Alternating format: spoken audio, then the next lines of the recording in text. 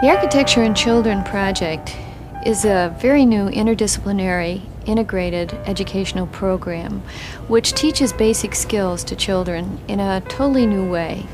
We are trying to promote skills for the 21st century. We're teaching children how to think by presenting them with ways of creative problem solving, visual thinking, the use of basic skills in an applied way, how their math and science really works to solve problems for the future, and other multicultural ways of thinking, using the environment and promoting these wonderful skills for the future.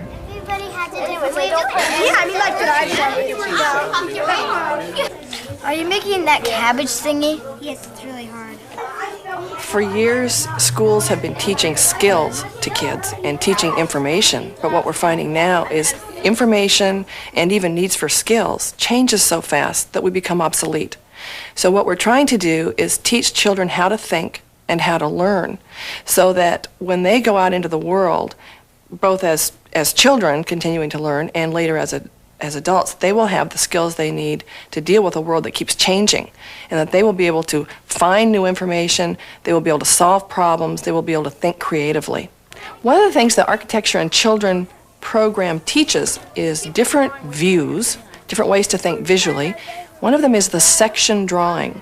Now, if you ask children to imagine splitting a house in two and drawing a section of it, they have a real hard time with that. That's too abstract. But if you bring them something which you have cut in two and ask them to draw it, they get it. So you should have a drawing this big of what you see in this little tiny window. It's sort of hard. Yeah, well, it's going to be kind of interesting, and I don't think it'll be as hard as you think, Matt. Go ahead and try. It sort of limits out the space from the outside. It just shows you one part. It's a section, so I think we're supposed to draw this one little section that we put the thing on. When children are young, especially, they tend to think in concrete terms.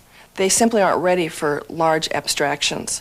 Piaget taught us this years and years ago, and as teachers, if we are teaching appropriately, we will look at the developmental needs of children. The Architecture in Children program is useful to elementary teachers specifically because it is very concrete. The children are dealing with objects and they're dealing with pictures, so they're getting manipulation as well as visual thinking, and all of that needs to precede symbolic and abstract thinking.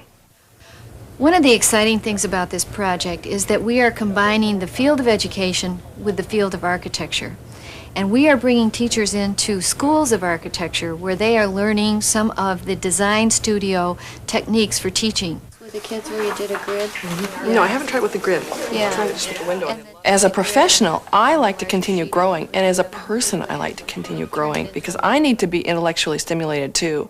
If teaching ever gets boring for me, it's going to come across to the kids, and they will soon be bored too. We, as Western culture, have seen the environment with man outside of this environment pushing, man, woman, pushing that environment. We're now looking at a paradigm or a cosmology that looks more like this, where man is a part of the environment. This is called the birth and life and death of one bubble. And then you've got four more bubbles to sort of like work through this whole thing in getting this graphic representation of how you perceive the birth, the life, and the death of one bubble. All we're trying to do is have the children visualize the world they're in, the real world they're in. That it's not something that just happens. It's there, and it's for them to manipulate. So here we have an activity, the birth, life, and death of a bubble, where children are actually going to draw action. And they're going to draw a pathway, they're going to draw a process, they're going to change that process to something visual on paper. Birth, life, death. May we start the race? Yes! Draw! Draw what you saw. The Great Balloon Race is another activity that really connects the children to thinking visually. One of the things that the Architecture in Children program does is provide content for group learning, which is very appropriate and very helpful. for children to learn to work together rather than to compete against each other. As Director of Staff Development for Seattle Public Schools, I believe that architecture and children holds great promise for multicultural education. It deals with learning styles.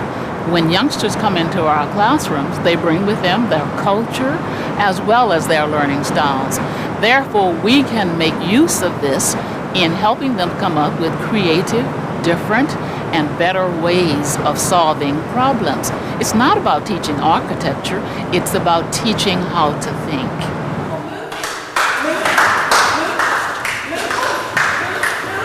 When students or teachers have a somewhat difficult time becoming familiar with architectural concepts because they're new to them, the body sort of provides this great bridge because it's such a direct experience for kids and adults alike.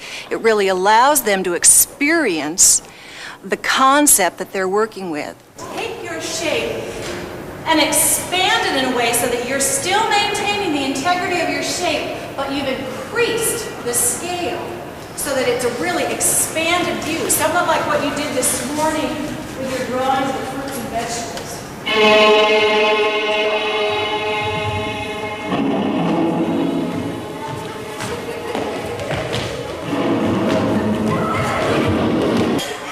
I want you to feel the shape that you're in.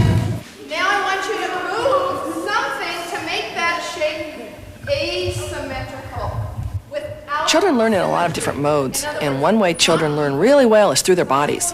So when we're teaching vocabulary or trying to understand concepts of structures, it really helps if the kids can go through this kinesthetically. So we have kids up, leaning against each other, feeling what it feels like to become an arch.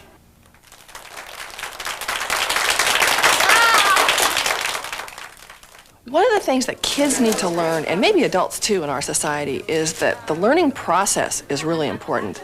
Our society is pretty product-oriented, and kids catch these vibes from parents and from the media.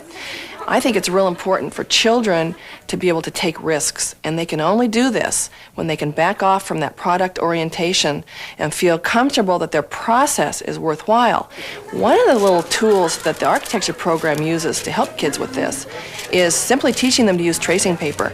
I have kids that go for the erasers and the whiteout, and if you can get them to back off of that and layer tracing paper over tracing paper over tracing paper as they change ideas when they are drawing, then they can see the value of their thinking process, and they can see how the drawings change as their thinking changes and not feel that everything else is a mess up. The nice part about architecture and design, or even teaching in the arts, is that there's no right or wrong answer. It's open-ended, and there's only better ideas. I want to show you what architects do. I did these drawings in a workshop for this program, and I decided that I didn't like some of the ways I originally drew this. So let me see if I can undo this a little bit. I started drawing a plan view here for a vegetarian fast food restaurant. And then I needed to make some changes, so I put this tracing paper over and kept the things I liked and kind of changed some things. Now, what's neat about that is you can remember why you did things, and you've got a kind of like a record of all the changes you made, and that's valuable. That's valuable for your brain. It's valuable for thinking. Can we change our house? Yeah, you can change it. One of the neat things about trace paper is you can take different ideas and sort them out. It's kind of like brainstorming. You can keep making changes without judging which one's really better. You can try several out so that, you know, there aren't bad ideas. There aren't mess-ups. There's just different things.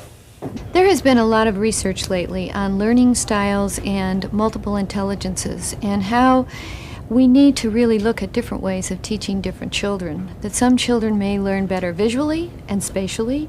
Other children may learn better through math, through reading. Some children may learn better through social interaction.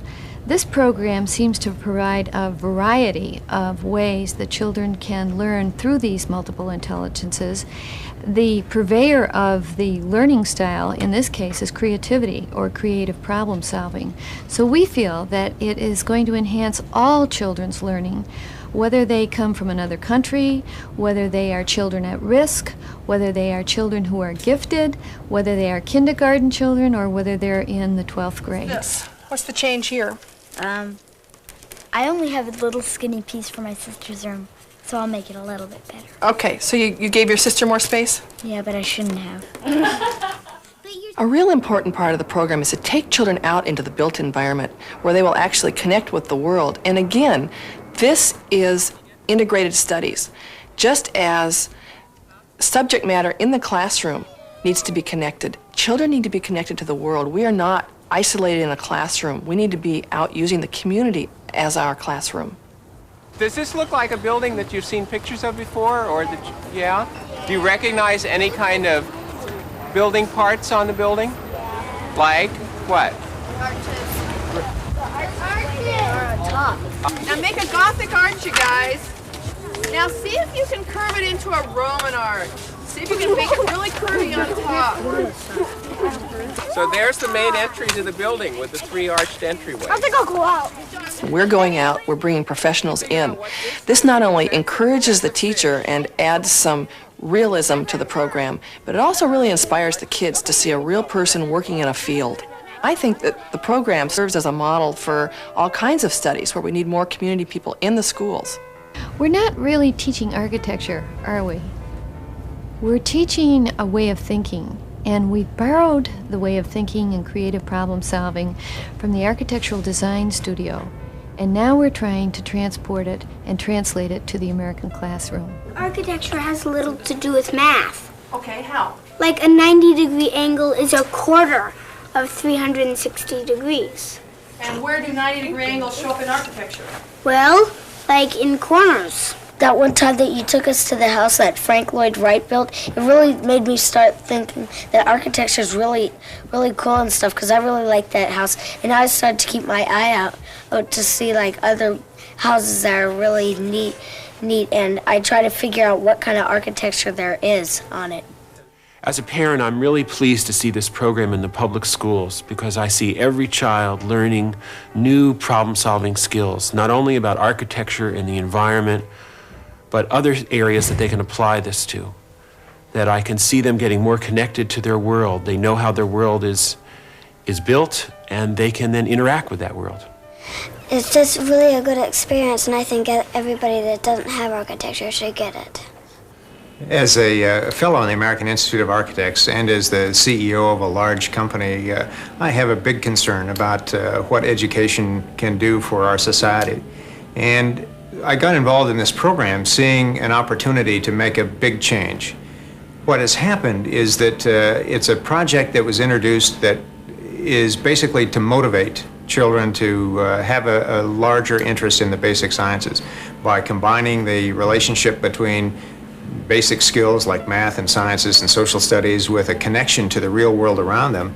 It makes it come alive for them. And I've seen that in the sessions that I participated in, that in fact kids do get very excited about this basic learning. But beyond that, I think there are 3 other things that are very important to the future of society that this program is achieving. One of those is that it is giving children an ability to visualize things, a visual skill that has never been in our educational system at this level before. And that's terribly important to their understanding of the world and their curiosity about it.